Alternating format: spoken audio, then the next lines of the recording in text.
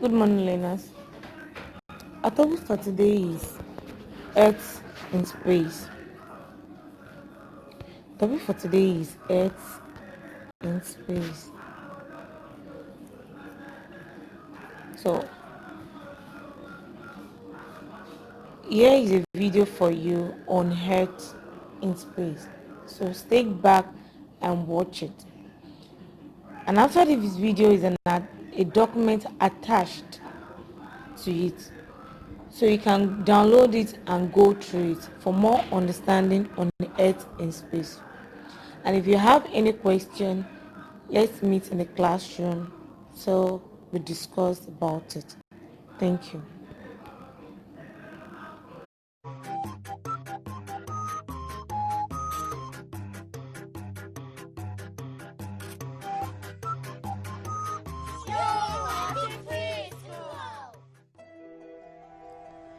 Our solar system.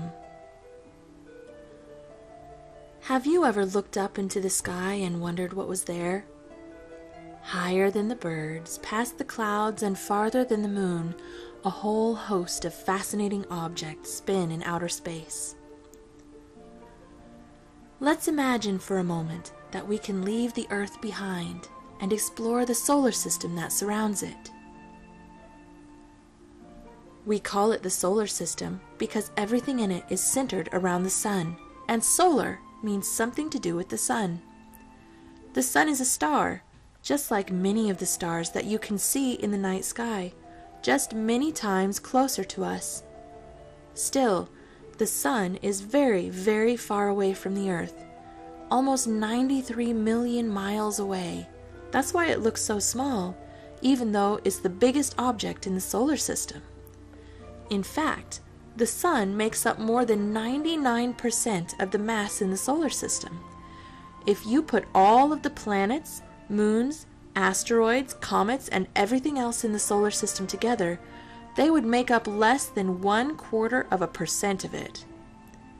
The sun is so big that it's more than 100 times wider than the Earth, and if it were a giant jar, you could fit more than 1 million Earths into it. More than that, the sun is what holds the solar system together. Its massive gravity is what keeps the Earth and all the other planets circling around it instead of drifting off into space. The sun is also what allows us to live on Earth. Without the sun, there would be no heat. There would be no light. Plants could not grow. Water would freeze, and nothing could survive. The sun gives us heat and light because it is always burning. It is a giant ball of gas, mostly hydrogen and helium, and it burns at millions of degrees in its center. Let's leave the sun now to explore the planets. As we move away from the sun, the first planet we will encounter is Mercury. Mercury is the smallest planet in the solar system, much smaller than Earth, and one of only 5 planets you can see from Earth using nothing but your eyes. Of course, it won't look much like a planet. It looks more like a bright star, and many nights you can see it close to the horizon near sunrise and sunset. Mercury is a lot like our moon. It's small and has a rocky surface with craters on it. It has no moon of its own and no air to breathe. You probably wouldn't enjoy a visit to Mercury, since temperatures are boiling hot in the sun and freezing cold in the shade. Something interesting about Mercury is that it is the fastest planet to go around the sun. It only takes 88 days. Next is Venus, the second planet. Some people call Venus Earth's sister because the two planets are very close in size and gravity, but they are very different on the surface. First of all, it is very hot. Venus is the hottest planet in the solar system. It's not as close to the sun as Mercury, but its thick atmosphere of carbon dioxide helps it to trap the heat and stay warmer than its neighbor. It has a thick atmosphere, but it is not one you could breathe. It is mostly made of carbon dioxide, and there are clouds of sulfuric acid. Venus might not be fun to visit, but it is beautiful to look at. It is the second brightest object in the night sky. The only thing brighter is the moon.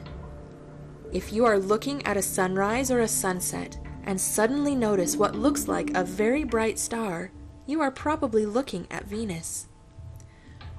After Venus comes Earth, the third planet from the Sun. Of course, you know all about Earth because that's the planet where we live. Earth is what's called a Goldilocks planet because it's not too hot and not too cold. It is just right. As far as we know, Earth is the only planet to have living things. Let's leave Earth again for a moment, though, and visit Mars, the fourth planet from the Sun. Mars is known as the red planet because iron oxide, a material like rust, in the soil gives it a reddish color. Mars is smaller than Venus and the Earth, but larger than Mercury.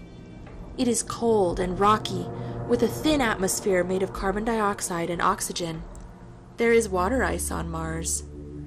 Scientists are very interested in Mars because they think that people could live there with the help of some special equipment.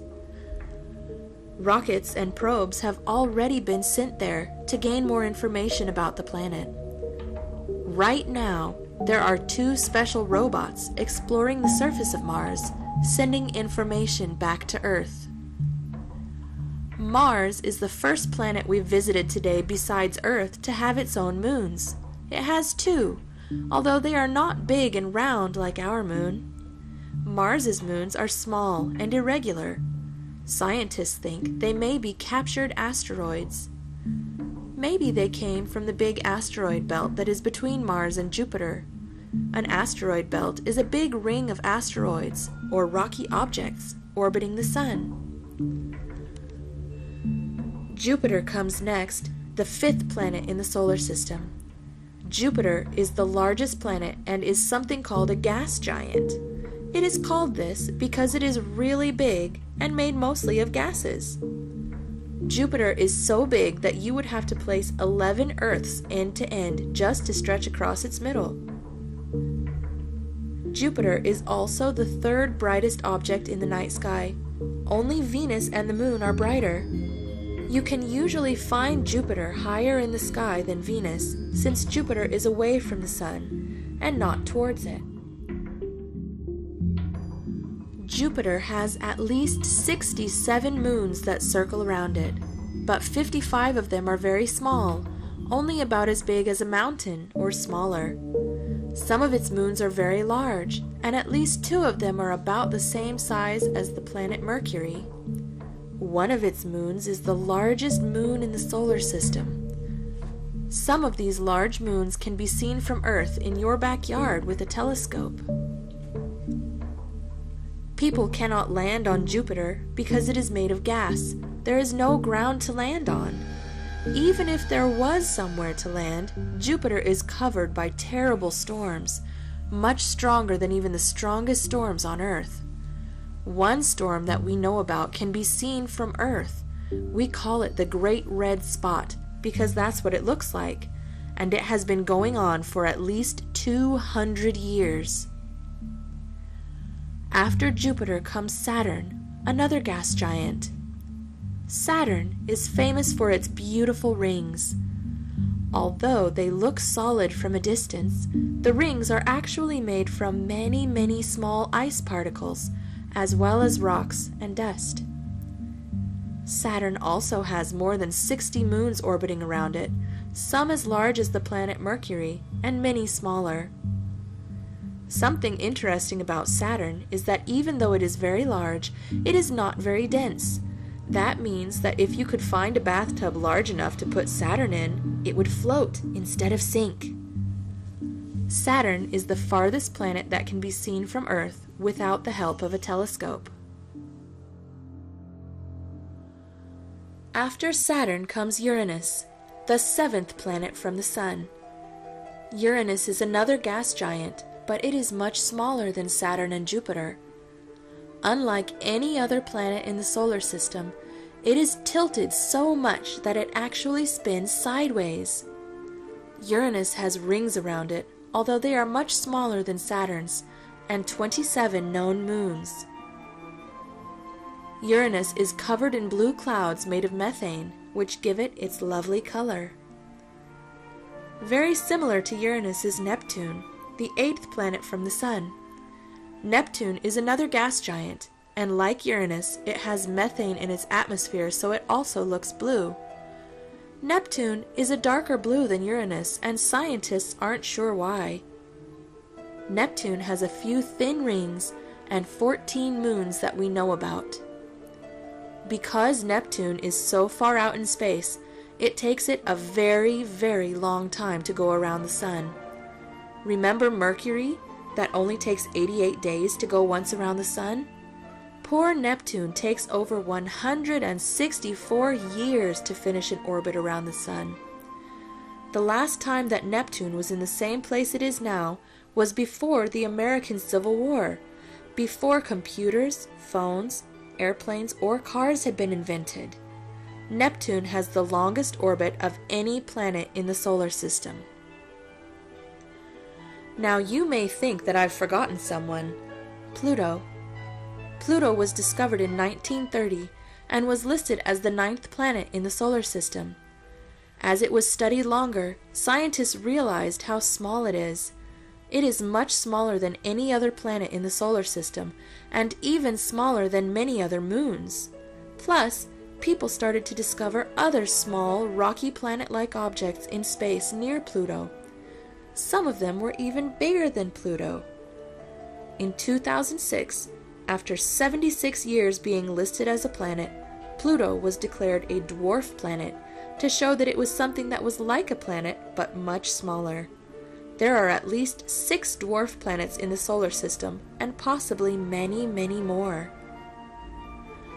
That leaves us with 8 official planets in our solar system: Mercury, Venus, Earth, Mars, Jupiter, Saturn, Uranus, and Neptune.